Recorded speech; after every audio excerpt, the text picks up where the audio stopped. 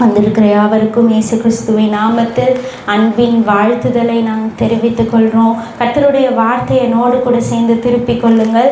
உபாகமம் 32ஆம் அதிகாரம் 12வது வசனம். எடுத்தவர்கள் யாராவது ஒருவர் வாசியுங்க. உபாகமம் 32ஆம் அதிகாரம் 12வது வசனம். உபாகமம் 32:12.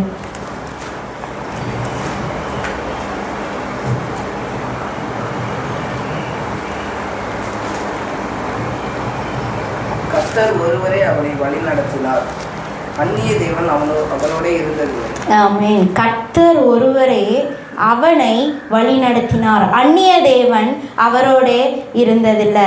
கர்த்தர் ஒருவரே அவனை வழி நடத்தினார். யார் அந்த அவன்? அவன் அப்படின்னு யாரை குறிப்பிடுகிறது? இது மோசே கடைசி காலம் தன்னுடைய ஆயுசு நாட்கள் மறிக்கும் போது அவர் இந்த வார்த்தைகளை எல்லா புருஷர்களை எல்லாரையும் அழைத்து அவர் இந்த வார்த்தைகளை கொடுக்கிறார். இது ஒரு மோசே பாடின ஒரு பாடல். கர்த்தர் இதுவரை உன்னை நடத்தினாரே, கர்த்தர் நடத்தின வழிகளை நீ கொஞ்சம் திரும்பி பாருன்னு சொல்லி கர்த்தர் நடத்தி வந்த வழிகளை ஜனங்களுக்கு அவர் நினைப்பூட்டுகிறார். என்ன? கர்த்தர் ஒருவரே அவனை வழி நடத்தினார். யார் அந்த அவன்? அந்த அவன் அப்படின்றது இஸ்ரவேல். இஸ்ரவேலை கர்த்தர் இந்த இடத்துல குறிக்கிறார். கர்த்தர் ஒருவரே இஸ்ரவேலை வழி நடத்தினார். அவர் ஒருவரே. யார் அந்த இஸ்ரவேல்? யார் அந்த இஸ்ரவேல்? ஆபிரகாமால வாக்கு பண்ணப்பட்ட சந்ததி. ஆபிரகாமுடைய பின்னணி நம்ம எல்லாருக்குமே தெரியும். ஆபிரகாமுடைய பின்னணியில் அவருடைய தகப்பனார் அநேக விக்கிரகங்களை வார்ப்பித்து அங்கே அவர் வியாபாரங்கள் செய்து கொண்டு இருக்கிற வேளையில் ஆபிரகாம் தன் உண்மையுள்ள தெய்வன் யார் அந்த வைராக்கியத்தில் ஒரு கம்பை எடுத்து எல்லாத்தையும் அடிக்கிறத நம்ம பார்க்குறோம். தேவன் அப்பேற்பட்ட ஒரு ஆபிரகாமை, விசுவாசத்தில் அப்பேற்பட்ட உள்ள ஆபிரகாமை கர்த்தர் அழைத்து கொண்டு போய்விட்டு நீ வானங்களை அண்ணாந்து பாரு, உன்னால் இந்த நட்சத்திரங்களை எண்ண கூடுமானால் நீ எண்ணு அப்படின்றாரு. கடல் மணலத்தனையாய் உன்னை நான் பெருக பண்ணுவேன், கடல் மணலத்தனையாய் உன் சந்ததி பெருகும். ஆபிரகாமுக்கு அன்னைக்கு கொடுத்த வாக்கு தத்தத்தை கர்த்தர் சுதந்திரிக்க செய்தார். ஆபிரகாம் பார்க்கவில்லை, ஈசாக்கு பார்க்கவில்லை, யாக்கோபு பார்க்கவில்லை. ஆனால் ஜனத்தின் பெருக்கத்தை நீங்களும் நானும் அதை என்ன பண்ணுறோம்? கண்ணால் காண்கிறோம். அவர் நடத்தின வழிகளை நம்ம கண்ணார காண்கிறோம். ஆபிரகாமுக்கு வாக்கு பண்ணப்பட்ட சந்ததியை கர்த்தர் மிகவும் நேசித்தார். அந்த ஒரு வித்து நிமித்தம், அந்த ஒரு ஆபிரகாமுடைய வித்து நிமித்தம் ஒரு நேஷனையே கர்த்தர் உருவாக்கினார், ஒரு ஜாதியை கர்த்தர் உருவாக்கினார், பல கோத்திரங்களாய் பிரிய கர்த்தர் உதவி செய்தார். அந்த ஒரு மனுஷனுடைய வித்தை கர்த்தர் மிகவும் நேசித்தவராக இருக்கிறார். வேதத்தில் அநேக தீர்க்க தரிசன புஸ்தகங்களை நம்மளால் பார்க்க முடியும். என் ஜனம் அப்படின்னு சொல்வதில் கர்த்தர் கர்வம் கொள்ளுகிறார். என் ஜனம்னு சொல்லுவதில் அவர் வைராக்கியம் பாராட்டுகிறார். ஒவ்வொரு தீர்க்க தரிசன புஸ்தகங்களில் நீ என் ஜனமாக இருப்ப, நீ என் ஜனமாக இருப்ப, அவருடைய ஜனமாக இருப்பதில் கர்த்தர் மிகவும் நேசித்தவராக இருக்கிறார். அது மாத்திரம் இல்லை, யாக்கோபை தமக்காகவும் இஸ்ரவேலை தமக்கு சொந்தமாகவும் அவர் தெரிந்து கொண்டார். அவர் ஒரு ட்ரெஷர்டு பொசிஷனாக கர்த்தர் அவங்கள பார்த்தார், ஒரு பரிசுத்த ஜனமாய் பார்த்தார்.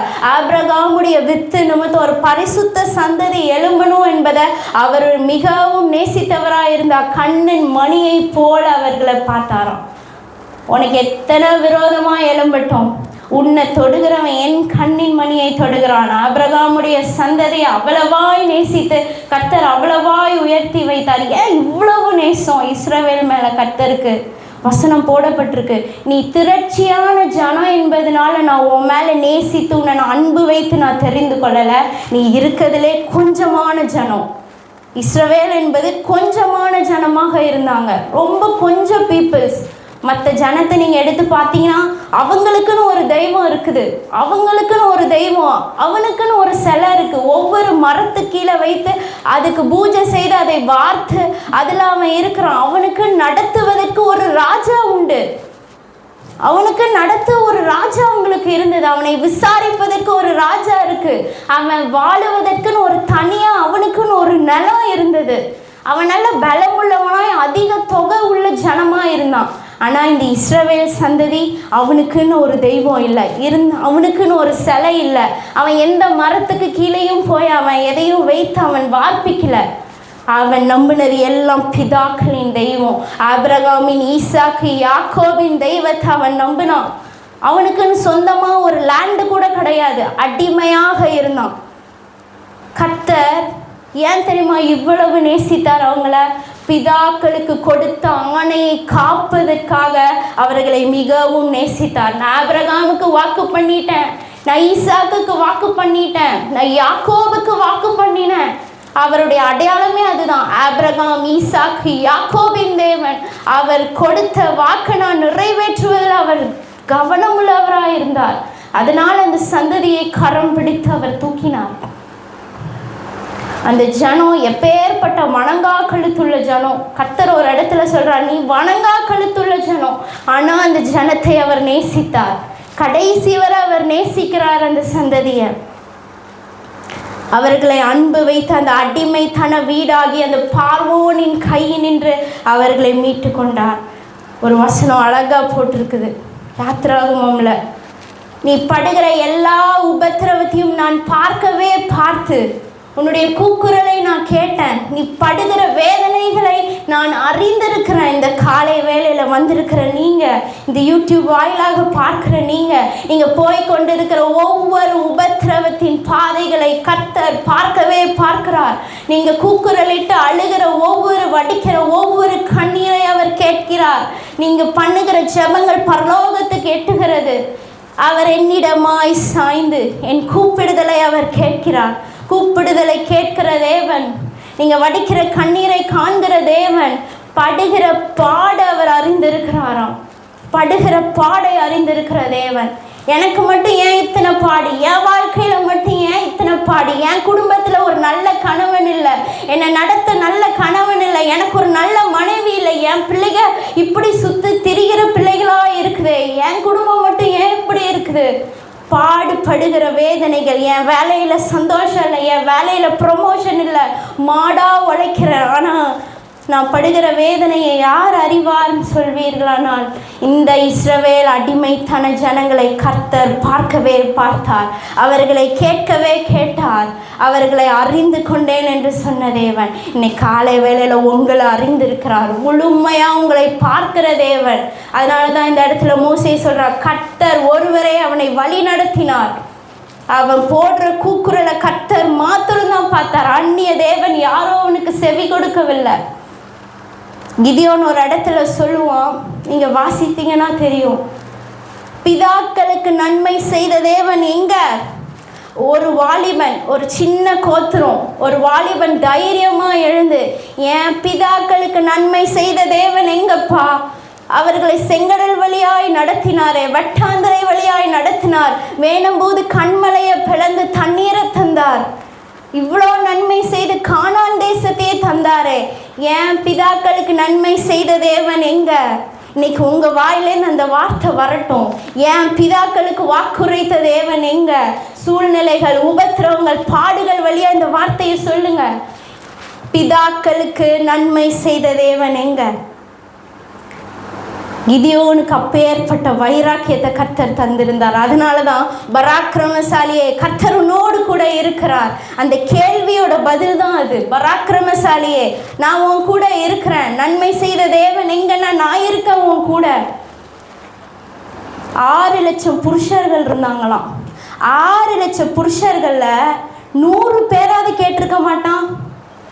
ஆபிரகாம், ஈசாக்கு, யாக்கோபின் தேவன் எங்களுக்கு வாக்குரைத்தாரே, செங்கல் அறுக்கிற வேலையில் கண்ணீரிட்டு கேட்டிருக்க மாட்டான், எனக்கு அடிமைத்தனமாய் போயிடுமா, இப்படியே நாள் கழிஞ்சிருமா, காலையில் எந்திரிக்கிறேன், வந்து நான் சுமக்கிறேன், செங்கல் அறுத்துட்டு இருக்கிறேன், இவ்வளோ வெயில் அடிக்குது, இவ்வளோ பாருங்கள், நான் போய் திரும்ப என் பிள்ளைய பார்க்கணும். அவன் வடித்த கண்ணீர் ஒரு 100 பேர் கேட்டிருக்க மாட்டான். 6 லட்சம் புருஷர்களில் அந்த சத்தம் கர்த்தருக்கு கேட்டது. அந்த சத்தம் கர்த்தருக்கு கேட்டது. அந்த ஜனங்களை அவர் நடத்தினார். இந்த காலை வேளையில் உங்கள் குடும்பத்தை நடத்துவார், உங்களுடைய பொருளாதாரத்தை நடத்துவார், அவர் வழி நடத்துவார். உங்களுடைய பலகீனமாக இருக்கீங்களா, உங்களை அவர் நடத்துவார். ரிப்போர்ட்ஸ் தவறா சொல்லுகிறாங்களா, சயின்ஸ் தவறா காண்பிக்குதா, கர்த்தர் உங்களை நடத்துவார். பணம் இல்லையா, கர்த்தர் உங்களை நடத்துவார். என் பிள்ளைய படிக்க வைக்க ஸ்கூலுக்கு போக அனுப்புறதுக்கு காசு இல்லைன்னு நினைக்கிறீங்களா, கர்த்தர் உங்களை நடத்துவார். அவர் மேல நம்பிக்கை வைத்திருக்கிற ஒருவரை அவர் வெட்கப்படுத்தாத தேவன். ஊழியத்துல நான் எப்படி வளருவேன், நான் எங்க போவேன், என்ன செய்வேன் சொல்றீங்களா, கர்த்தர் உங்களை நடத்துவார். கர்த்தர் உங்களை வழி நடத்துவார். கர்த்தர் ஒருவரே உங்களை வழி நடத்துவார். எனக்கு இவ்வளவு கடன், யார் எனக்கு இதை அடைக்க கூடும்? கர்த்தர் நடத்துவார். உங்களுக்கு கர்த்தரை நடத்துவார். எனக்கு தெரிஞ்ச ஒரு தாயார் இருந்தாங்க. அவங்க ஒரு வயதானவர்களை அவங்க வீட்டில் வைத்து பராமரித்து கொண்டு வந்தாங்க. கிட்டத்தட்ட ஒரு 15 பேர் 20 வயதானவர்களை வீட்டில் வச்சு அவங்களே சமைத்து அவங்கள பராமரித்து கொண்டு வந்தாங்க. ஆலயத்துக்கு துரிதமாக ஓடி வருகிற ஒரு தாயார், எல்லா ஜெபத்திலையும் வந்து பங்கெடுக்கிற ஒரு தாயார். அந்த தாயார் வந்து சொல்கிறதெல்லாம் என்ன தெரியுமா சொல்லுவாங்க, எனக்கு கடன் பிரச்சனைமா, நீங்கள் ஜெபம் பண்ணிக்கோங்க. ஆலயத்தில் இவங்களுக்காக ஜெபங்கள் ஏறெடுக்கப்பட்டது. உடனே கர்த்தர் ஜெபத்தை கேட்கவில்லை, உடனே கர்த்தர் அற்புதம் செய்யலை.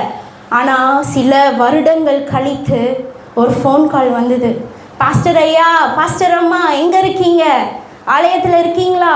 ஆமாம்மா ஆலயத்தில் இருக்கோம், உங்களை பார்ப்பதற்காக நான் வரேன் பாஸ்டர் அம்மா, பாஸ்டர் ஐயா நான் வருகிறேன், ஒரு சின்ன பதார்த்தங்களை நான் செய்து கொண்டு வருகிறேன், அவங்களுக்கு ஒன்றும் புரியல என்ன நடந்ததுமான்னு கேட்குறாங்க. கர்த்தர் எனக்கு நன்மை செய்தார். ஆட்டோவில் கொண்டு வந்து அவங்க பதார்த்தங்களோடு அவங்க வந்து இறங்கி அவங்க ஓடி வந்து பாஸ்டர்கிட்ட சொன்னாங்க, ஐயா நீங்கள் இவ்வளோ நாள் பண்ண ஜெபங்கள், என் கடன்கள் 12 லட்சம் இருந்தது ஐயா, 12 லட்சங்களை அவர் அற்புதமாய் சந்தித்தார். அடைக்கப்பட்ட அந்த பணங்கள் வந்து சேர வாய்ப்பே இல்லை, திடீர்னு அது வந்தது. கர்த்தர் எனக்கு நன்மை செய்தார். 12 லட்சங்களை, இது ஜீவனுள்ள சாட்சி. ஒரு தாயார் இருந்தாங்க, இதே தாயார் தான். 12 லட்சங்களை அவர் நடத்தினார். இன்னைக்கு உங்களை நடத்த மாட்டாரா? அந்த விசுவாசம் உங்களை நடத்த மாட்டாரா? கர்த்தர் ஒவ்வொரு வாரமும் வார்த்தைகளை தரார். எதற்காக? உங்களை நடத்துவதற்காக, உங்களை நடத்துவதற்காக. காலையில் வரோம், ஆராதனை அட்டன் பண்ணுறோம், போகும்போது சிக்கன் மீனெல்லாம் வாங்கிட்டு நம்ம வீட்டுக்கு போய் சாப்பிட்டுட்டு சமைச்சிட்டு திருப்தியாய் தூங்கி எந்திரிச்சோன்னு வார்த்தையை மறந்துடக்கூடாது. கர்த்தர் கொடுத்த வார்த்தை அந்த வாரம் முழுவதும் உங்களை நடத்தும். அந்த வாரம் முழுவதும் அந்த வார்த்தை உங்களை கைட் பண்ணும். இன்னொரு சம்பவங்களை நான் சொல்ல ஆசைப்படுறேன். அந்த இன்னொரு தாயார் இருந்தாங்க, அதே ஆலயத்துக்கு வருகிற இன்னொரு தாயார். அவங்க கிராமத்துலேருந்து வரவங்க, படிக்க கூட தெரியாது, தமிழ்லாம் அவங்களுக்கு வாசிக்க தெரியாது, வேதத்தெல்லாம் அவங்க படித்ததே இல்லை. ஆனால் ஆலயத்துக்கு ரொம்ப ஆர்வமாக ஓடி வருகிற ஒரு தாயார். அந்த வாரம் பாஸ்டர் பண்ணின பிரசங்கம் என்னென்னா, 5 அப்பம் 2 மீன். 5 அப்பம் 2 மீன் அவர் போஷித்தார், தண்ணியை திராட்சரசமாக மாற்றினார். அவங்களுக்கு இந்த வார்த்தை ஃபுல்லாக ரிசீவ் பண்ணிட்டாங்க. அந்த வாரம் கர்த்தர் நடத்துவான்னு அவங்க போயிட்டாங்க. ரொம்ப பணம் உள்ள தாயார் இல்லை, விறகு பொறுக்கி அவங்க சமைக்கிற ஒரு தாயார். திடீர்னு அந்த வாரங்களில் அவங்களுடைய உறவினர்கள் ஒரு கூட்டமாய் வருகிற ஒரு சூழ்நிலை. அவங்களுக்கு என்ன பண்ணுறதுன்னு தெரில, உணவில்லை, வராதீங்கன்னு சொல்ல முடியாது. கர்த்தர் பண்ணின அந்த வார்த்தை, அந்த வாரம் பிரசங்கம் பண்ண வார்த்தை அவங்களுக்கு நினைவுக்கு வந்தது. நேராக சமையலறைக்கு போனாங்க. போய் எல்லாத்தையும் திறந்து பார்த்தாங்க, எல்லாம் கொஞ்சமாக இருந்தது. இவ்வளோ கூட்டத்துக்கு அது எங்கே பத்தும்?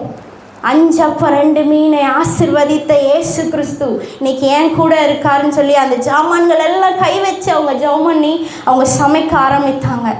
சமைத்து கொஞ்சம் அரிசி இருந்தது, அதை வைத்து போட்டுட்டு அவங்க ரொம்ப ஆவலாக நின்று ஜெபம் பண்ணிட்டு இருக்கிறாங்க. இவங்க வந்தவங்க எல்லாம் சாப்பிட்டு திருப்தியாய் போட்டும், சோறு இல்லைன்னு சொல்லிடக்கூடாது அப்படின்னு சொல்லி அவங்க அவ்வளோ இதாக அவங்க ஜெபித்து கொண்டு இருக்காங்க. எல்லாம் திருப்தியாய் சாப்பிட்டாங்க. அங்கே இருக்கிற பசங்க கூப்பிட்டு, அம்மா நீங்களும் சாப்பிடுங்க, சாப்பாடு நிறைய மீதியாக இருக்கு. அவங்களுக்கு ஒன்றுமே புரியல, எப்படி இது கொஞ்சம் அரிசி தான் இருந்தது, எப்படி எல்லாரும் சாப்பிட்டாங்க? நேராக போதகர் ஐயாவுக்கு ஃபோன் அடித்தாங்க, ஐயா எங்கே இருக்கீங்க, உங்களை நான் பார்க்கணும். நேராக ஐயாட்ட ஓடி வந்து, ஐயா நான் சாப்பிட்டுட்டேன் ஐயா, இது இன்னும் மீதமாக இருக்குது. கர்த்தர் இந்த வாரத்தின் பிரசங்கத்தின் மூலமாக கர்த்தர் எனக்கு செய்த நன்மை. இன்னைக்கு கர்த்தர் பண்ணுகிற வார்த்தை விதையா, அந்த உவமை இயேசு கிறிஸ்து சொன்ன உவமை போல தான். ஒரு மனுஷன் விதையை எடுத்துகிட்டு போகிறான், போகும்போது பாதி வழியிலே அது விழுந்துருது. பறவைகள் வந்து கொத்தி கொண்டு போகுது. சில வார்த்தைகள் கற்பாறையில் விழுது. எல்லா கவலைகள், எல்லா உலக கவலைகள் வந்து அந்த இருக்கிற வேறு இல்லாததுனால கொடுத்த அந்த கொஞ்சம் வார்த்தை அது காணாம போயிடுது. முள்ளுகளில் விழும்போது, நெருக்க வரும்போது கர்த்தர் சொன்ன வார்த்தை காணாம போயிடுது. நல்ல நிலத்துல விழுந்த விதை பலன் கொடுக்கிறது.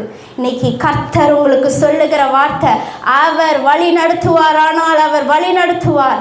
அவர் உன் கரத்தை பிடிச்சு நடத்துவார்னா அவர் உன் கரத்தை பிடிச்சு நடத்துவார். எந்த சந்தேகமும் இல்லை. எலியா ஒரு தீர்க்கதரிசி. என் ஜீவன் போதும், எடுத்துக்கொள்ளும், நான் பிதாக்களை பார்க்கிறோம் நல்லவன் இல்லைன்னு சொல்லுகிற அந்த எலியா தீர்க்கதரிசியை கர்த்தர் காகத்தை கொண்டு போஷித்தார். பஞ்ச நாட்கள் வரும்போது விதவை கொண்டு போஷித்தார். இன்னைக்கு உங்களுக்கு சூழ்நிலைகள் எப்பேற்பட்டதா இருக்கட்டும், கர்த்தர் உங்களை நடத்துவார். கர்த்தர் உங்க கரத்தை பிடித்திருந்தார் ஆனால், கர்த்தர் உங்களுக்கு நன்மை செய்ய அவர் தயை பாராட்டி இருப்பார் ஆனால் அவர் உங்களை நடத்துவார். நீங்க உங்க நம்பிக்கை, விசுவாசம் அவர் மேல உங்க நம்பிக்கை இருக்கும்போது உங்க வேர் அசையாத வேறாக இருக்கும். கர்த்தர் உங்களை நடத்துவார். கர்த்தர் உங்களை நடத்துவார். விசுவாசம் இருக்கா? உங்கள் குடும்பத்தை நடத்துவார்ன்ற விசுவாசம் இருக்கா? என் ஊழியத்தை நடத்துவார்ன்ற விசுவாசம் இருக்கா? என் பிள்ளைய நடத்துவார்ன்ற விசுவாசம் இருக்கா? திருமணம் ஆகலை, என் பிள்ளைக்கு புரோக்கரை தேடுறோம், எங்கெங்கேயோ மேட்ரிமோனியில் நம்ம போடுகிறோம். கர்த்தரை நோக்கி சொல்ல முடியுமா? கர்த்தர் கொடுப்பார். உங்களுக்கு பிள்ளைகளுக்கு நல்ல ஒரு வரன்களை கர்த்தர் கொடுப்பார். என் பிள்ளைக்கு குழந்தை வாக்கியம் இல்லை, கர்த்தர் தருவார். என் பிள்ளைக்கு வேலை இல்லை, கர்த்தர் தருவார். அந்த நம்பிக்கை, விசுவாசம் இருக்கிறதா? கர்த்தர் இதெல்லாம் எதிர்பார்க்கிறார். மனுஷரை தேடி ஓடுறோம். என்கிட்ட குதிரைகள் இருக்குது, என்கிட்ட ஏர்மாடுகள் இருக்குது, என்கிட்ட ஒட்டகங்கள் இருக்குது, என்கிட்ட சொத்து சொகம் இருக்குது, என்கிட்ட லேண்ட்ஸ் இருக்குது, என்கிட்ட பணம் இருக்குது. கர்த்தர் அதை எதிர்பார்க்கல. எப்பேற்பட்ட பணக்காரங்களாய் நீங்க இருங்க, எப்பேற்பட்ட ஆசீர்வாதங்கள் நிறைந்தவங்களா இருங்க. தேவனை நோக்கி பார்க்கிற கண்ணு உங்க கிட்ட இருக்கிறதா? தேவன் கிட்ட சொல்லுகிற வாய் உங்க கிட்ட இருக்கிறதா? காரியங்களை தேவனுக்கு தெரியப்படுத்துகிற வாய் இருக்கிறதா உங்ககிட்ட? கர்த்தர் உங்களை நடத்துவார். எனக்கு தெரிந்த ஒரு ஃப்ரெண்ட், அவங்க திருமணமாய் ஒரு 7-8 வருடங்கள் ஆச்சு. நாங்கள் எல்லாம் வாட்ஸ்அப் குரூப்பில் எங்களுக்கு இருக்கோம். எந்த நன்மை சுக செய்தியாக இருந்தால் அந்த குரூப்பில் தான் போடுவாங்க. கர்த்தர் எங்களுக்கு பிள்ளையை தரப்போகிறார், கர்த்தர் எங்களுக்கு பிள்ளையை தந்தார், கர்த்தர் எங்களுக்கு ஊழியத்தை தந்தார், கர்த்தர் எங்களுக்கு ஆத்துபாவை தந்தார், கர்த்தர் எனக்கு ஒரு நல்ல ஒரு வாடகை வீட்டை தந்தார். இது எல்லா குரூப்பில் தான் போடுவாங்க. அப்போ எனக்கு நான் மனநிலையில் நான் யோசித்தேன், குழந்தை இல்லாத பிள்ளைகளுக்கு நம்ம இப்படி போடுறோமே, அந்த பிள்ளைகளுக்கு எவ்வளோ வேதனையாக இருக்கும். 7-8 வருடங்களாக அந்த பிள்ளைக்கு குழந்தை இல்லை, நம்ம இப்படி போடுறோமே அப்படின்னும்போது அந்த பிள்ளை ஒரு நாள் ஃபோன் பண்ணும்போது ஆணித்தரமாக சொல்கிறான், கர்த்தர் எனக்கு பிள்ளையை தருவார். எத்தனை வருஷம் ஆச்சு? 7-8 வருடங்கள் ஆச்சு திருமணமாகி. அவளுடைய நண்பர்களுக்கு எல்லாம் குழந்தை இருக்குது, ஆனால் அவளுடைய விசுவாசத்தின் அளவு அசையவே இல்லை. கர்த்தர் எனக்கு தருவார். எத்தனை வருடங்கள் கழித்து அவன் ஃபோன் போட்டாலும் கர்த்தர் எனக்கு தருவார், நான் விசுவாசமாக இருக்கேன், கர்த்தர் எனக்கு தருவார். இன்னைக்கு 8வது வருடங்களில் ஒரு பெண் பிள்ளையை கர்த்தர் அவளுக்கு கொடுத்தார். எனக்கு பார்க்கும்போது அவ்வளவு ஒரு சந்தோஷம். கர்த்தர் உனக்கு வாக்கு பண்ணுவார், ஆனால் கர்த்தர் உனக்கு நடத்துவார், ஆனால் கர்த்தர் உன்னை நடத்துவார். வெட்கப்படுத்த விடமாட்டார். மனுஷங்களுக்கு முன்பாக தலை குனிய கர்த்தர் விடமாட்டார், உயர்த்தி வைப்பார். அந்த ஜனங்களுக்கு கர்த்தர் செய்தார். அவங்களுக்காக செங்கடலையே பிளக்கிறாரு. செங்கடல், நீங்கள் எத்தனை தடவை நம்ம கடலுக்கு போயிருக்கோம், அதனுடைய ஆழம் உங்களுக்கு தெரியுமா? அந்த தரையில் நீங்கள் காலை வைச்சிருக்கோமா? நம்ம கர்த்தர் சமுத்திரத்தை 2ஆக பிளந்து, அதுவும் சேறு சகதியில் நடத்தி போல, வெட்டாந்தரையாய் ஒரு ரோடு போல கர்த்தர் அவர்களை நடத்தி கொண்டு போனார். பின்னாடி பார்வோனுடைய சேனை துரத்திட்டு வருது. கர்த்தர் சூழ்நிலையை மாற்றார், கர்த்தர் இயற்கையை மாற்றார். பார்வோனுடைய கண்ணுக்கு மப்பும் மந்தாரமான நாளாய் மாறிற்று. பார்வோனுடைய சேனையை அவர் கலங்க பண்ணினார். கிதியோனுடைய வாழ்க்கையில பார்க்க முடியும். பராக்கிரமசாலி, ஒரு சின்ன பையன், ஒரு சின்ன வாலிபனோடு கர்த்தர் இருந்தார். சின்ன ஸ்ட்ராட்டஜி சொல்லி கொடுத்தார். எட்டி பார்த்தா பாளையம் முழுவதும் ஏராளமான ஜனங்க அவனுக்கு எதிராக நிற்கிறாங்க, மீதியானியர். கையில் ஒரு பானையை வச்சுக்கோ, ஒரு தீவட்டியை வச்சுக்கோ, கர்த்தருடைய பட்டயம், கிதியோனுடைய பட்டயம்னு மாத்திரம் சொல்லு, மீதி காரியங்களை நான் பார்த்து கொள்ளுகிறேன். கர்த்தர் சொன்னபடியே கிதியோன் ஒரு சேனையோடு நின்று அதை செய்தான். கர்த்தர் கர்த்தருடைய பட்டயம் கிதியோனுடைய பட்டயம், கிதியோனுடைய பட்டயம் கர்த்தருடைய பட்டயம் என்று அவன் சொன்னான். சொல்லி அந்த பானையை அவன் உடைச்சு தீவட்டியை காட்டுகிற வேலையில தூங்கி கொண்டு இருக்கவன் மறண்டு போயிட்டான். ஒருவருக்கு விரோதமாய் ஒருவரை கர்த்தர் ஓங்க பண்ணினார், அங்கே வெட்டுண்டு போனான். நீ செய்யணும்னு அவசியம் இல்லை, கர்த்தர் உனக்காக செய்து முடிப்பார். வழி நடத்துகிற தேவன் உனக்காக நடத்துவார். இந்த ஜனம் பலனுள்ள ஜனம் கிடையாது, பலகீனமுள்ள ஜனம். ஆனால் அந்த ஜனத்துக்கு அநேகர் முதுகை காட்டி ஓடினார்கள். 31 ராஜாக்களை முதுகை காட்ட வைத்தார். அவங்க செய்ய முடியாதது கர்த்தர் குளவிகளை அனுப்பி துரத்தினார். உனக்காக அவர் செய்வார். உனக்காக அவர் எந்த எக்ஸ்ட்ரீமுக்கு வேணா போவார். உனக்காக உன்னை விடுவிக்கணும், உன்னை காப்பாற்றணும், உன்னை தப்பு வைக்கணும் என்பதற்காக அவர் பார்வோனுடைய மகனை கை வைக்க கூட அவர் யோசிக்க மாட்டார். அப்பேற்பட்ட தேவன், அப்பேற்பட்ட பராக்கிரமும் உள்ள தேவனை நீங்களும் நானும் தெய்வமாக கொண்டிருக்கிறோம். எவ்வளவு பெரிய பாக்கியம்! கர்த்தர் உங்களை நடத்துவார். என்னுடைய வாழ்க்கை ஒரு சின்ன சாட்சி. கர்த்தர் என்னை நடத்தினார். என் சகோதரன் பிறந்து 8 வருடங்கள் கழித்து நான் எங்கள் அம்மாவுடைய வயிற்றில் நான் கருவுற்றேன். எங்கள் அம்மா மனநலம் கொஞ்சம் பாதிக்கப்பட்டவங்க. அவங்களுக்கு உடம்பு சரியில்லை. என்னை பார்த்துக்கொள்ள அவங்களால முடியாது. தகப்பனார் இதை பார்த்துட்டு இன்னொரு பிள்ளை வருது, எப்படி 8 வருடங்கள் கழித்து இன்னொரு பிள்ளை, எப்படி யார் பாப்பா இந்த பிள்ளைய? 4 மாதங்களில் தான் கண்டே பிடிச்சாங்க. டிஎன்சி பண்ணிடுவோம், அந்த பிள்ளைய அபார்ட் பண்ணிடுவோன்னு ஹாஸ்பிட்டலுக்கு போனாங்க. ஆப்ரேஷன் தேட்டருக்குள்ள எங்கள் அம்மா போனாங்க. அங்கே இருக்க கத்தி அதெல்லாம் ஆப்ரேஷன் நடக்க ஆரம்பிக்கிற வேலையில் அதனுடைய வேதனை பொறுக்காமல், ஐயோ எனக்கு வேண்டாம் இது அப்படின்னு ஓடி வந்துட்டாங்க. சாத்தான் சும்மா விடுவானா? சும்மா விட மாட்டான் சாத்தான். ஏதோ ஒரு காரியம் நடக்க போதுன்னா அவன் அழிக்க தான் அவன் திட்டம் செய்வான். சில மாதங்கள் கழிந்து 7-8 மாதங்களில் எங்கள் அம்மா 40 கிட்ட தூக்கு மாத்திரைய அவங்க சேகரித்து வைத்து அதை சாப்பிட்டுட்டாங்க. ஒரு நாள் முழுக்க அவங்களுக்கு எந்திரிக்கிறது எதுவுமே இல்லை. ஒரு மாத்திரை போட்டாலே நம்ம நல்லா தூங்குவோம். அவங்க 40 மாத்திரை கிட்ட அவங்க போட்டாங்க. அவங்க தாயார் எழுப்பி பார்க்குறாங்க. வயிற்றுல பிள்ளைய சுமக்கிறாளே, அவள் ஏற்ற வேலையில் சாப்பிடணுமே, எழுப்புறாங்க, எந்திரிக்கல. தூக்கிட்டு ஹாஸ்பிட்டலுக்கு போகிறாங்க. தூக்க முடியாத சுமை, பாடி வெயிட் ஆயிடுச்சு. போய் ஐசியூவில் வைக்கும்போது டாக்டர் சொன்னாங்க, ஒன்று தாயை காப்பாற்ற முடியும், இல்லைன்னா பிள்ளையை காப்பாற்ற முடியும். ஆனால் பிள்ளை பிறந்தாலும் ஒரு ஊனமாக தான் பிறக்கும். ஃபிசிக்கலி டிசேபிள்டாக பிறக்கும் குழந்தை. ஏன்னா 40 மாத்திரை அந்த பிள்ளைக்குள்ளாக போகிற வேலையில் அது பிள்ளையை பாதிக்கும். மென்டலியாக பிள்ளையை பாதிக்கும். மூளை வளர்ச்சியை அது பாதிக்கும். ஏற்ற காலம் வந்தது. கர்த்தர் தாயையோ சேயோ என்னை கர்த்தர் பிரித்தெடுத்தார். தாயின் வயிற்றில் உருவாகும் முன்னே என்னை பரிசுத்தப்படுத்தி ஜாதிகளுக்கு தீர்க்கதரிசியாக கட்டளையிட்டார். கரத்தின் நிழல்னால உன்னை மூடுவார்னா உன்னை மூடுவார். அவர் உன் மேலே தயை பாராட்டி இருப்பானா? அத வசனம் சொல்லுது, எவன் மேலே அவர் இரக்கமாக இருக்க சித்தமாக இருக்கிறாரோ அவன் மேலே அவர் இரக்கமாக இருப்பார். கர்த்தருடைய கரம் என்னை கருவில் பாதுகாத்தது. வெளியே வந்துட்டேன். அம்மா என்னை கையை காலை தொட்டு பார்க்குறாங்க, எந்த குறையும் இல்லை. அதோட அவ்வளோதான் எங்கள் அம்மா என்னை தொட்டது.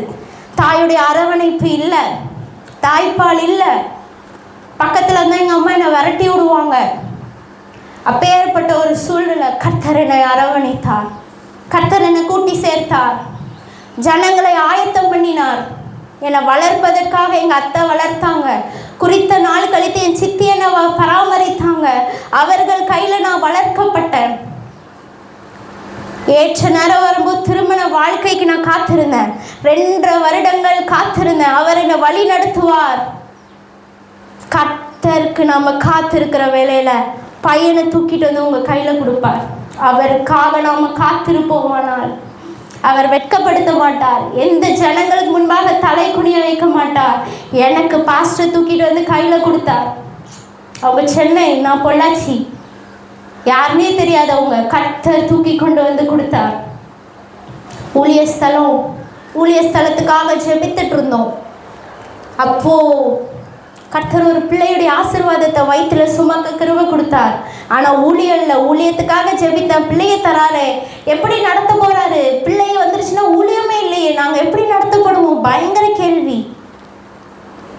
பிள்ளை பறக்கிறதுக்கு முன்னாடி கர்த்தர் ஊழிய ஸ்தலத்தை எங்களுக்காக நியமித்தார். வயிற்றுல பிள்ளையோடு சுமந்துட்டு நான் இந்த ஆலயத்துக்குள்ளே வரேன். ஒன்றுமே இல்லை. அந்த ஆலயத்தில் பாதி கட்டின சுவர்கள், ஜன்னல்லாம் இல்லை, வயிற்றுல பிள்ளையை சுமந்துட்டு நானும் என் கணவரும் உட்கார்ந்துருக்கிற வேலையில் குரங்கு திடீர்னு குதிக்கும். கர்த்தர் எங்களை பாதுகாப்பார். ஆலயத்துக்கு வரதான் செஞ்சோம். தார்பாய், பாய், டேபிள், சேரு, கீபோர்ட், ஃபுல்ஃபிட் எல்லாம் வந்து சேர்ந்தது. கர்த்தரும் கூட இருப்பார். ஆனால் உன்னை நடத்துவார், உன்னை அவர் வழி நடத்துவார், உன்னை அவர் விட போகிறதில்ல. அந்த ஜனங்களை எப்படி நடத்தினார் தெரியுமா?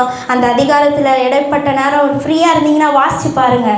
கழுகு தன் செட்டைகளை தன்னுடைய குட்டிகளை தூக்கி சுமப்பது போல அவர் உங்களை தூக்கி சுமந்தார். அந்த ஜனங்களை தூக்கி சுமந்தார். பலத்த கையினால ஓங்கிய புயத்தினால் அந்த ஜனங்களை நடத்தினார். தகப்பன் தன் பிள்ளையை சுமப்பது போல அவர் அவர்களை சுமந்தார். பகல்ல மேகஸ்தம்பம், இரவில் அக்கினி ஸ்தம்பமாய் அவர்களை நடத்தினார். எவ்வளவு ஒரு நல்ல தகப்பன். அடிமைத்தனத்துடைய பிள்ளைகளை கர்த்தர் உயரத்தில் வைத்தார். அடிமைத்தன வீட்டில் அவன் என்ன சாப்பிட்டான்னு அவன் பெருமையாக சொல்லுவான். என்ன சாப்பிட்டான் தெரியுமா? நான் மீனை சாப்பிட்டேன், கீரையை சாப்பிட்டேன், கொமட்டிக்காயை சாப்பிட்டேன், வெங்காயத்தை சாப்பிட்டேன், வெள்ளை பூண்டை சாப்பிட்டேன்பா. ஆனால் கர்த்தர் அவனை எப்படி கொடுமையினால் நிரப்புனார் தெரியுமா? கீழே அந்த 32வது வசனத்தில், 32ஆம் அதிகாரத்தில் 13வது வசனம் 14வது வசனம் இவ்விதமாக சொல்லுது. பூமியில் உள்ள உயர்ந்த ஸ்தானங்களின் மேல் அவனை ஏற பண்ணினார்.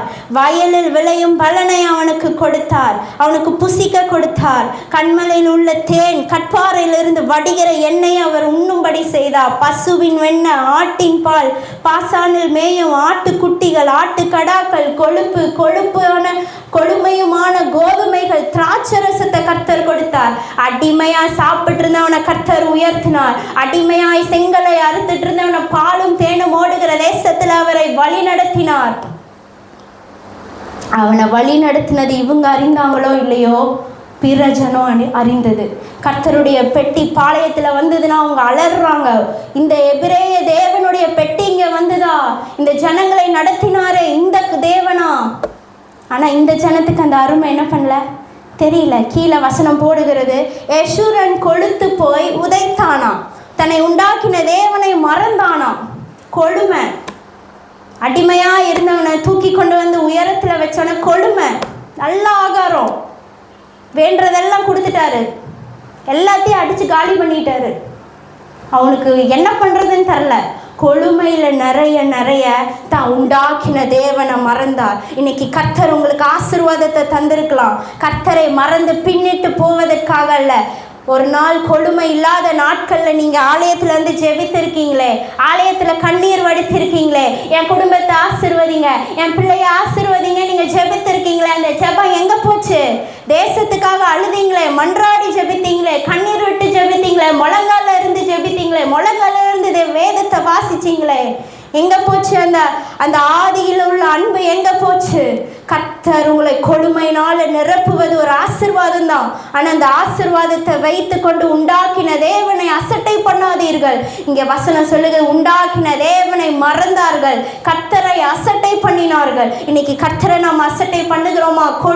கொழுமையான பதார்த்தத்தினால, கொழுமையான உடைகளினால, கொழுமையான வாகனங்கள்னால கர்த்தரை நாம் அசட்டை பண்ணுகிறோமா?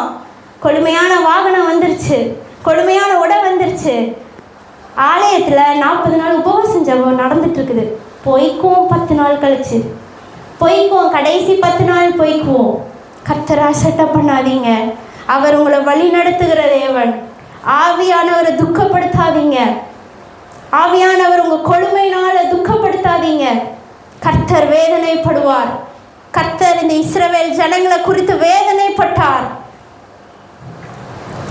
அவ்வளவா அந்த ஜனங்களை நடத்தினார், அவ்வளவா அந்த ஜனங்களை நேசிக்கிறார். இன்னைக்கு உங்களையும் அதே தேவன் நேசிக்கிறார். தாயின் வயிற்றில் நீங்கள் ஒன்றும் ஆக்சிடெண்ட்டாக நீங்கள் பிறக்கலை. It's all pre planned. எல்லாத்தையும் கர்த்தர் உனக்கு முன்னதாகவே ஆயத்தம் பண்ணினார். புதிய ஏற்பாட்டில் ஒரு வசனம் போடப்பட்டிருக்கு, அவர் ஆயத்தம் பண்ணின வழியில் ஒன்றை நடத்துகிறாராம். He prepares his way. நீ இந்த வழியில தான் போகணும், நீ இந்த வழியில தான் நீ நடக்கணும். He prepares, he pre-plans everything. உனக்காக அவர் ஆயத்தம் பண்ணுகிறார். கர்த்தரை அசட்டை பண்ணாதீங்க, இந்த தேவனை அசட்டை பண்ணாதீங்க. அவர் நல்ல தேவனாக இருக்கிறார். ராத்திரி வேளையில் கொழுமையாக என்ன பண்ணுறாதீங்க, சாப்பிட்றாதீங்க. நல்லா சிக்கன் மீன் மதியானம் சாப்பிடுங்க, காலையில் சாப்பிடுங்க. ராத்திரியில் சாப்பிட்டீங்கன்னா காலையில் என்ன பண்ணது, உங்கள் உடம்பு எந்திரிக்காது. ராத்திரி நல்ல போஜனம் கொடுத்துட்டிங்கன்னா உங்கள் உடம்பு காலையில் அப்பாவை நோக்கி ஓடாது. காலையில் பெறுகிற பலன் அதை அசட்டை பண்ணாதீங்க. காலையில் பெறுகிற கிருபை அதை அசட்டை பண்ணாதீங்க. காலையில் எழும்பி அப்பாவின் சமூகத்தில் நாம் ஓடுகிறவர்களாய் நாம் இருக்கணும். சில நேரம் தவறிடுறோம். அதனால தான் கொழுமையை நாம் உள்ளே போக போக கத்தரை மறந்துடும் நம்ம உடம்பு. உலகத்தில் ஒரு காரியம் சொல்லுவான், காலையில் எப்படி சாப்பிடணுமா, ராஜா போல நீ சாப்பிடணுமா. காலையில் எந்திரிச்சோடனே ராஜா எப்படி சாப்பிடுவார், சும்மா சாதாரணமாக சாப்பிடுவாரா, நல்ல கொழுமையுள்ள பதார்த்தங்கள் நல்லா சூப்பராக சாப்பிடுவார். சாலமோன் ராஜாலாம் ஒரு நாளைக்கு நிறைய சாப்பிட்றாரு, பார்க்கவே நமக்கு பொறாமையாக இருக்குது. மத்தியானம் எப்படி சாப்பிடணுமா, வேலையாள் போல சாப்பிடணுமா. வேலையாள் எப்படி சாப்பிடுவான், நல்ல பாய் விரித்து போட்டு நல்லா சூப்பராக சாப்பிடுவானா. நேரம் இல்லை, எஜமான் கூப்பிடுவான், டக்கு டக்கு டக்குன்னு அறக்க பறக்க சாப்பிடுவான். ராத்திரியில் எப்படி சாப்பிடணுமா, பிச்சைக்காரன் போல சாப்பிடணுமா. பிச்சைக்காரன் எப்படி சாப்பிடுவான், அவனுக்கு கிடைச்சா ஸ்தோத்திரம், கிடைக்கலனாலும் ஸ்தோத்திரம். சில நேரம் பட்டினியாக இந்த ரயில்வே ஸ்டேஷனில் பஸ் ஸ்டாப்பில் அவங்க தூங்குவாங்க. ராத்திரி உங்கள் உடம்பை அப்படியா சாப்பிடுங்க. கர்த்தர் துரிதமாய் காலையில் தட்டி எழுப்புவார். உங்கள் உடம்பு ஆட்டோமேட்டிக்காக காலையில் எழும்பும். இன்னைக்கு கர்த்தர் உங்களை நடத்துவார். பயப்படாதீங்க, சோர்ந்து போகாதீங்க, திகச்சு போய் உட்காராதீங்க, முன்னிட்டு நடங்க. கர்த்தர் என்னை வழி நடத்துவார்னு உங்கள் வாய் சொல்லுமா, உங்கள் வாய் சொல்லுமா. கர்த்தர் என்னை வழி நடத்தினார், நன்றி சொல்லுவீங்களா. இதுவரை என்னை வழி நடத்தினார், நன்றி சொல்லுங்க. திரும்பி வந்த பாதைகளை நினைங்க. திரும்பி வந்த பாதைகளை நினச்சி திரும்பி வந்த பாதையிலே போயிடக்கூடாது. திரும்பி வந்த பாதைகளை நினச்சி தேவனுக்கு நன்றி செலுத்துகிறவர்களாக இருக்கணும். உங்கள் வாய் கர்த்தரை மகிமைப்படுத்தணும். ஏன்னா அவர் தான் நடத்தினார். போய் 10 ஜனங்களுக்கு சொல்லுங்க, வீட்டு பக்கத்தில் இருக்கவங்க கிட்ட சொல்லுங்க, ஏன்னா அவர் தான்ப்பா நடத்தினாரு. தைரியமாக சொல்லுங்க. உங்கள் வாய் எதிர்காலத்தை பேசுகிற வாயாய் பழக்குவீங்க. உங்கள் வாய் எதிர்காலத்தை பேசணும். Your mouth should talk about your future. உங்கள் ஃப்யூச்சரை பற்றி உங்கள் வாய் அறிக்கை செய்கிற வாயாக இருக்கணும். இருதயத்தின் நினைவுகளை வாய் பேசுமா. உங்கள் வாய் எதிர்காலத்தை பேசட்டும். நான் நல்லா வருவேன், என்னை கர்த்தர் பயன்படுத்துவார், என் வேலையை ஆசீர்வதிப்பார், நான் பெரிய பிஸ்னஸ் தொடங்க போகிறேன். உங்கள் வாய் எதிர்காலத்தை பேசட்டும். உங்கள் வாய் எதிர்காலத்தை பேசட்டும். பேதுருவை நான் குறித்து ஆச்சரியப்படுவேன். பேதுரு ஒரு இடத்துல அவர் சொல்லுவார், என் ஜீவனை நான் விட நேரிட்டாலும் நான் உண்மை நான் பின்பற்றுவேன், உமக்காக நான் ஜீவனையும் கொடுப்பேன். அந்த வார்த்தையை நம்ம எப்படி எடுத்துக்குவோம் தெரியுமா. பேதுரு விழுந்து போயிட்டார், பேதுரு விழுந்துட்டார். சொன்ன வார்த்தையை பேதுரு காப்பாற்றினார். கடைசி நாட்களில் பேதுரு தலைகில சிலுவையில் அறையப்பட்டு கர்த்தருக்காக ஜீவனை கொடுத்தார். அவர் முன்னாடியே அதை சொல்லுகிறார். தீர்க்க தரிசனமா பேதுரு சொல்லுகிறார், ஜீவனை நான் உமக்காக நான் விடுவேன் என்பதை தீர்க்க தரிசனமா சொல்லுகிறார். அதனாலதான் கர்த்தர் சொல்றார், இந்த சபையின் மேல, இந்த கல்லின் மேல என் சபையை கட்டுவேன், பாதாளத்தின் வாசல்கள் மேற்கொள்ளாது பேதுருவே, உன் மேல என் சபையை கட்டுவேன். அந்த பேதுருவுடைய அந்த வாயின் வார்த்தையை கர்த்தர் கனம் பண்ணினார். அவன் விழுந்தது அது ஒரு பக்கம் இருக்கட்டும், ஆனால் அவன் சொன்னதை அவன் நிச்சயம் செய்து முடித்தான். அவன் மரித்தான், கர்த்தருக்காக ஜீவனை விட்டான். 120 சீஷர்கள் காத்திருந்தாங்க. அக்கினிமயமான நாவு ஊற்றப்பட்டது. அதற்கு அப்புறமேட்டு அவங்களுடைய வாழ்க்கை, அவங்களுடைய எல்லாம் மாறிவிட்டது. 120 பேர் உட்கார்ந்து அறையில் அக்கினிமயமான நாவு இறங்கினது. இன்னைக்கு உங்கள் வாயில் அக்கினிமயமான நாவாய் மாற்றுங்கன்னு கேளுங்க. உங்கள் வாய் அக்கினிமயமான நாவாய் மாறணும். நீங்கள் பேசுகிற வார்த்தை அக்கினிமயமான நாவாய் மாறணும். அவன் பேசினா 3000 பேர் ரட்சிக்கப்பட்டார்கள். அந்தந்த சீஷர்கள் கடந்து போனாங்க, அநேகர் தொடப்பட்டார்கள். கர்த்தரை அவ்விதமாய் உங்கள் நாவை எடுத்து பயன்படுத்தணும். இன்னைக்கு அநேக நேரம் நம்ம நாவை எப்படி பயன்படுத்துகிறோம், துதித்தலும் சபித்தலும் ஒரே நாவிலிருந்து புறப்படுது. பொய்யின் நாவு, அசுத்தமான நாவு, அசுத்த வார்த்தைகளை பேசுகிற நாவு, வீண் வார்த்தைகளை அலப்புகிற நாவு. இன்னைக்கு உங்கள் நாவை பிரதிஷ்டை பண்ணுங்க கர்த்தருக்கு. உங்கள் வாயை பிரதிஷ்டை பண்ணுங்க. என் வாய் அப்பா உமக்கு நான் பிரதிஷ்டை பண்ணுகிறேன், அக்கினிமயமாய் மாற்றி கொடுங்க. நான் எங்க போய் பேசினாலும் ஜனங்கள் தொடப்படணும், எங்க போய் நான் பேசினாலும் அற்புதங்கள் நடக்கணும், எங்க போய் பேசினாலும் கடின இருதயம் உடைக்கப்படணும். கர்த்தருக்கு நேராக திரும்பத்தக்கதாய் நம்ம நாவு ஜனங்களை நடத்துகிற நாவா இருக்கணும். ஆமென். கர்த்தர் நடத்துவார். தைரியமா இருங்க. கர்த்தருக்கு உங்க வாயையும் உங்க வாழ்க்கையும் பிரதிஷ்டை பண்ணீங்கன்னா ஓவர். இன்னைக்கு அநேகருடைய நாவில் தான் என்ன இருக்குது சொல்ல விரும்பல. கர்த்தருக்காக எழும்புகிற நாவாய் இன்னைக்கு நம்மளுடைய நாவு இருக்கட்டும். எரேமியாவுடைய அழைப்பு, ஒரு சின்ன பையன்தான், நான் எப்படி பேசுவேன், எனக்கு பேச தெரியாது, என் வார்த்தையை வாயில வைப்பேன். நம்ம நாவு அக்கினிமயமான நாவா இருக்குமானால், கர்த்தர் பயன்படுத்துகிற ஒரு நாவா இருக்குமானால், கர்த்தர் என்ன பேச சொல்லுகிறாரோ கர்த்தர் ஏற்ற நேரத்தில் வார்த்தையை வாயில வைப்பார். நீ அதை சுமந்து கொண்டு போவ. மோசே ஒரு இடத்துல சொல்றான், நான் திக்கு வாயு மந்த நாவு உள்ளவன். கர்த்தர் எடுத்து பயன்படுத்தினார். 6 லட்சம் புருஷர்களுக்கு மேற்பட்டவர்கள் அங்க இருந்தாங்க. கர்த்தர் மோசேக்கு ஒரு நல்லவர், ஆரோனு வாயாய் கர்த்தரும் இருந்தார், ஆரோனும் இருந்தாங்க, 2 பேர் இருந்தாங்க மோசேக்கு. ஏசாயாவுடைய நாவு, ஐயோ அசுத்த உதடுள்ளவன், தொட்டாரா அவனுடைய வாழ்க்கை மாறுச்சு. தீர்க்கதரிசியோட வாழ்க்கை மாறுச்சு. அதுக்கப்புறம் அவங்க சொன்ன தீர்க்க தரிசனம் உலகம் முழுவதும் போச்சு. ஏன் இன்னும் இந்த புஸ்தகத்தில் எழுதி வைக்கப்பட்டதா இருந்தது. நீ கர்த்தர் உங்களை நடத்துவார். உங்கள் நாவை கர்த்தருக்கு நேராக பிரதிஷ்டை பண்ணுங்க. இருக்கிற இடங்களை தலைகளை தாழ்த்தி கண்களை மூடுவோம். அன்பின் பரலோக பிதாவே, கர்த்தர் எங்களுக்கு கொடுத்த நல்ல வார்த்தைகளுக்காக நன்றி. எங்களை நீங்கள் நடத்துங்க ஏசப்பா. எங்களுடைய வாழ்க்கையை நீர் நடத்துவீராக. எங்களுடைய எதிர்காலத்தை நீங்கள் நடத்துங்க. கர்த்தர் ஒருவரே அவனை வழி நடத்தினார். கர்த்தர் ஒருவரே அவனை வழி நடத்தினார். அவன் அடிமைத்தனத்துக்கு வீட்டுக்கு போகட்டும், பாபிலோன்ல சிறைப்பட்டு போகட்டும், கர்த்தர் ஒருவரே அவனை நடத்தினார். மீண்டுமாய் கர்த்தர் கூட்டிக் கொண்டு வந்தார். மீண்டுமாய் அந்த ஜனங்களை கர்த்தர் கூட்டிக் கொண்டு ஆசீர்வாதத்தை கர்த்தர் தந்தாரே. இன்னைக்கு என்ன நடத்துங்க. அந்த அடிமை ஜனத்தை உங்களால நடத்த முடியுமானா, ஆபிரகாமுடைய வாக்கை நான் விசுவாசிக்கிறேன். நானும் ஆபிரகாமுடைய சந்ததி அல்லவா. என்ன நடத்துங்கப்பா, என்ன கர்த்தர் நடத்துங்க. கழுக போல நடத்துங்க, தகப்பனை போல நடத்துங்க. என்ன வழியில் பிசகி போகாதபடி கர்த்தர் என்ன நடத்துங்க ராஜா. எதிர்காலத்தை நடத்துங்க, என் பிள்ளைய நடத்துங்க, என் தனிப்பட்ட வாழ்க்கையை நடத்துங்க. நான் கொழுத்து போய் மறந்து போகிற வாழ்க்கையை நான் வாழக்கூடாது. கர்த்தருக்காக வைராக்கியமாய் எழும்புகிற நாவாய் கர்த்தர் என்ன நீங்க கொண்டு போங்க. என் நாவை கர்த்தர் வல்லமையாய் மாற்றி கொடுங்கப்பா. கேட்ட வார்த்தை உங்க கருத்துல தரும். மீதியா இருக்கிற ஒவ்வொரு பகுதியை ஆசீர்வதிங்க. இயேசுவின் நாமத்தில் ஜெபிக்கிறேன் நல்ல பிதாவே.